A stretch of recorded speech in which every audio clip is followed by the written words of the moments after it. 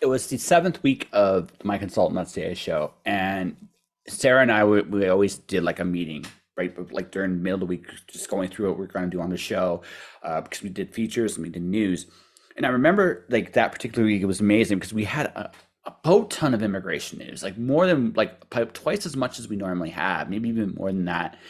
And I was thinking to myself, like immediately off the top of my head, it's like, okay, we can't do what we normally do, like what we've established this week. So what ended up happening was this part of it was my brainchild. I'll get to hers. So she had a good one for another theme week down the road.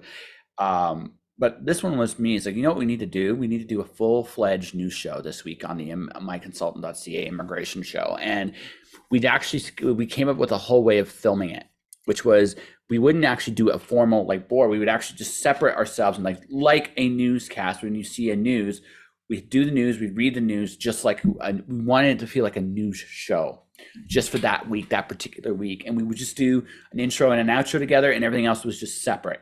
We figured out what news we were going to do. We were going to do it. And I remember the first week in particular, we didn't quite do it quite the way we wanted to, because we couldn't get new graphics for the background. Because I even said, what we should do is have a different background for the show, just for these kind of shows.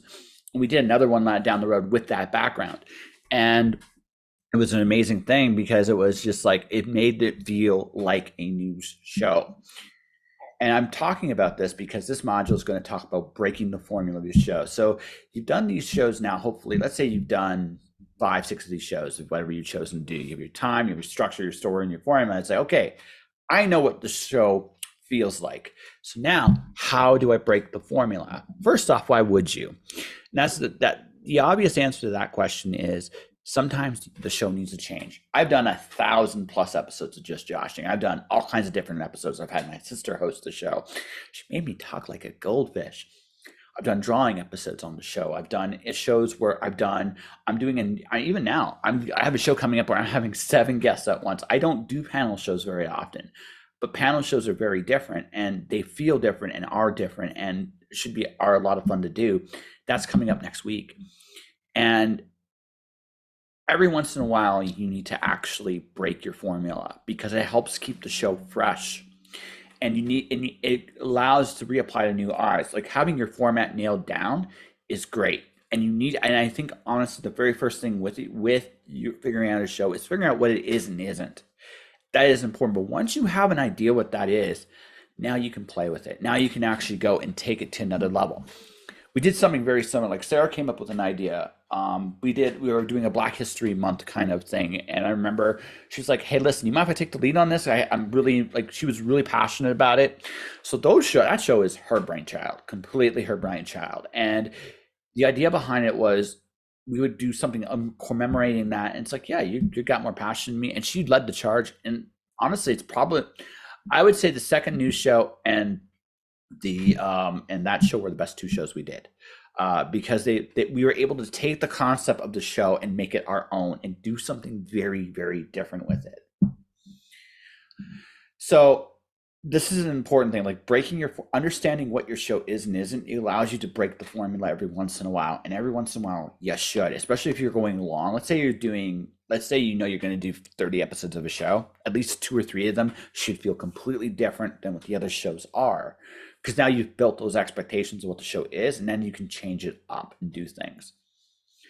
One of the ways you can do it, depending on the show you do, is actually interviewing somebody. I do interviews all the time, so this doesn't work for my show, but let's say you're doing an education show, you're like bringing in an outside voice to your show once in a while is a good idea. Even having someone guest host your show once in a while is a good idea. And that's actually something I wish I kind of do more. Maybe it's something I'll do probably while I get things ready. We see if people want to actually guest host and do a show on my channel. That'd be kind of fun. But the idea is changing up the voice, changing up the feeling that's important. You need to actually constantly evolve the show accordingly. So this is what this is about. Like, you have to break the formula of your show, and that's super important. So we're gonna talk about interviews here real quick. Getting guests is actually easier than a lot of people realize. I have a good story here. I remember I was in Vancouver, I was at a writers conference in Vancouver. I was sitting in a room, and no, I was walking through the hotel rooms, night of the Aurora, day of the Aurora Awards, and I see Spider Robinson checking out of his room, looking for directions. And in the back of my head, I'm like, well, you know what? This is an opportunity. And I went up to Spider. I gave him the directions he needed, but I also, hey, listen, would it be possible for you to do a show? Spider complied. Like, he gave me his number, his email. We set it up, and it's one of my favorite talks ever. And honestly, getting a guest is as simple as shooting your shot. If there's a guest you want, you go out of the way and talk to them. Like, I have tried to get certain musicians for years. I'm never going to give up until I get them. I've talked to management teams. I've talked to people that's like, hey, we don't feel your show is the right fit. Who cares? Shoot your shot. Get out there. Say, hey, I want to interview you for the show. A lot of people will just say yes because people like to talk. They always will. And so when you do that, it's kind of important to understand that, yeah, go for it. Like, interview someone for a show. Second thing is, okay, let's say you get the guest. Okay, what kind of interview do you want to do? And again, time is a big part of it. So interviews are interesting in that, depending on the time you have, is the format you should go. If you are going 15 minutes or less, straight up questions and answers, you're not going to have a lot of time to actually go into a serious conversation, and that's fine. Like, that's totally fine. Like, there is a place for that kind of interview, especially if you're announcing something new and exciting. Having a quick question and answer period is actually fine and fun, and can be a big part of the process. Say you announce a merger deal, say you announce a book deal, say you have like a new thing happening. Having a brief question and answer period, can add more information. It's a good way to carry information out in a very quick and efficient manner. That is the benefit of a short interview.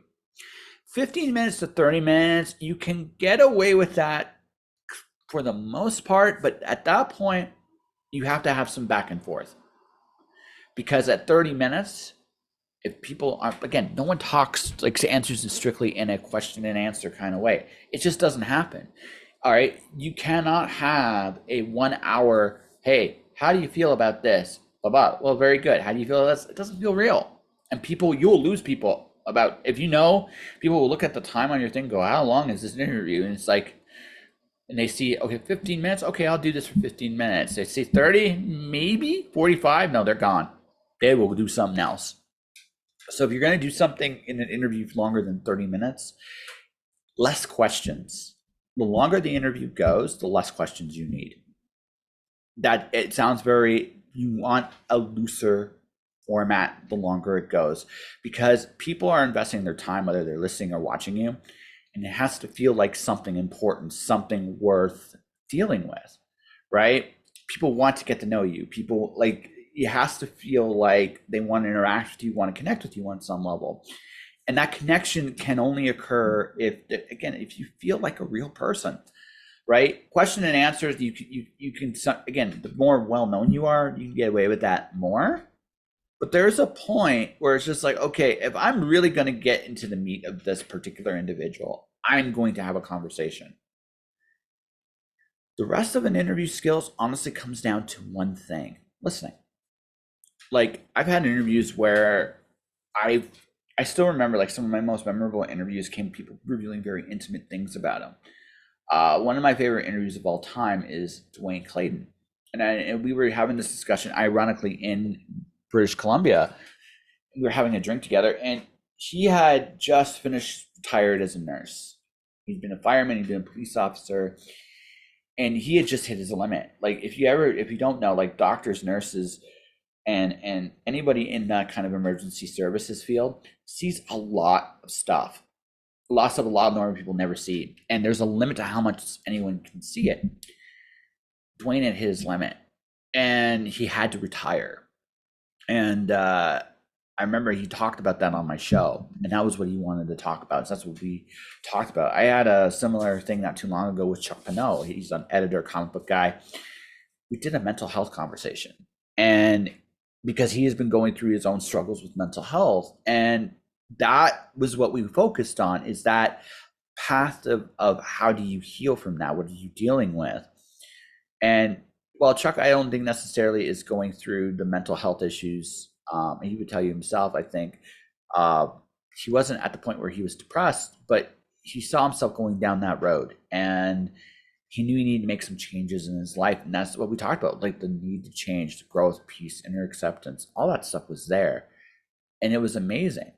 So, yeah, like that, those are important things. Like that's the benefit of listening. If you listen to people, people will tell you everything eventually.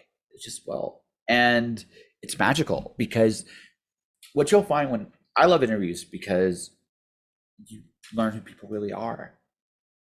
Good, bad, or indifferent, you get to learn people reveal themselves honestly to you, and whether they want to admit it or not. And that's really, really fascinating. Like you get to the truth of what your human being is, and 99% of the time, you have a really awesome human being there that has gone through amazing things, has done incredible things. People are the heroes of their own story, whether they realize it or not. Like it's amazing to hear what people have overcome to chase whatever they're chasing, and that's why I love interviews so much. And that's why I think every show at some point needs to have an interview of some kind on their show because it's neat. It's a that human interaction, that ability to go outside yourself is very, very powerful. And that establishing of connection is super, super, super important. Um, doesn't have to always be serious. I had Nikki Nash on the show, and I remember her, she's an actress. I got to do chatted, and I just realized I could make her laugh on cue. And actually, I had to challenge myself how many times I could make her laugh on the show. The answer, by the way, is 52. That was how many times I made her laugh on the show. It's my first conversation with her. And that's the thing. You make these connections with people that are really, really cool, and you feel like you know them better because you do. You get this great opportunity to sit down with somebody and just shoot the breeze. And it's one of the most powerful things you can do as anytime. So finding someone in your expertise to come on and just talk with you sounds wonderful. Sounds absolutely. It is exactly as wonderful. Again, it's not. I'm gushing a little bit about it, but it's great. If you're doing it for an educational purposes, obviously it'd be probably a little bit less, probably shorter. It's probably better. But again, it letting people have those conversations, those long moments to just talk about themselves, they open up. And when people open up, it's always amazing what you find and see. The only downside to an interview, honestly, is sometimes, and this has happened to me twice, is I'll post the interview and suddenly I'll get an email. It's like, hey, can you not post that interview? And I was like, sorry, out there. What do you want me to do? I had that not too long ago. Um, she was just very uncomfortable just having any spotlight on her. But it was at the end of the run of the show of her episode too, so it was kind of weird. But so it's like a week later it was going off the air anyway, so just let it play for the week. But yeah, like one thing I mentioned earlier, be considerate of your guest, but also understand like it. Give them a deadline, like give them a deadline. It's like, hey, if there's something you want, like just let me know, and I'll put it up. So I bring this up, like do consider your guest. They trust you, and you have to make sure that you earn that trust. Don't be something they don't go out of your way to try to make someone look bad on purpose.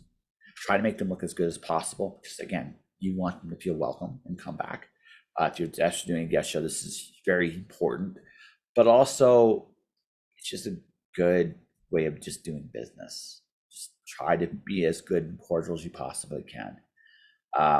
If you're not doing an interview show, like I said, once in a while, finding another expert outside of you is actually a good way to expand your connection to that world, right? If let's say you are a expert bungee jumper, because why not? Bungee jumping is cool, and you're just speaking the craft of bungee jumping. It'd be great once in a while having somebody else that's also an expert in the field because it helps acknowledge you and it acknowledges your own expertise, but also it expands your world. It says that you're not just a dude on a computer having a conversation, right? So interviews are cool, they're fun, and again, they can be a good learning process or also a good communication process. They can enhance your expertise. So there's that. But there's other ways to break your formula too. And it really depends on the kind of show you're doing. It's the show that matters, right? So that's what you got to work on. That's what you got to focus on. And it's like, okay, first off, figure out what your show is and isn't, right? And that's by doing episodes. And once you do it, you got to play with your formula. Okay, I know this is safe. How do I expand it? How do I go from here? The final episode of Healing Hands, when it comes out, is actually going to be a who is the people you've been watching, kind of like a little behind the scenes background. That's the season one finale, because I wanted to humanize beyond just a teaching episode. It's important to me that whoever's in front of the camera for me feels like a human being, because if they don't feel like a human being, they're not going to feel authentic. Like we all like a little bit larger in life, but I think right now what's important is whatever you decide to do to break your form, it's still kind of authentically you, right? And that's important with what we're doing and where we're going. I think as shows, I think authenticity is becoming quietly a much more in demand thing. People want refreshing honesty with it, so whatever you do, make sure it's something that you can buy into, that you can enjoy, and that you can have fun with. Because however you break your formula, this is going to be what people remember you for. All right, that is module 5. So, you've gotten this far. Got a couple more things to talk about. How to build your audience is next, module 6. So that's going to be the next one. So, talk soon.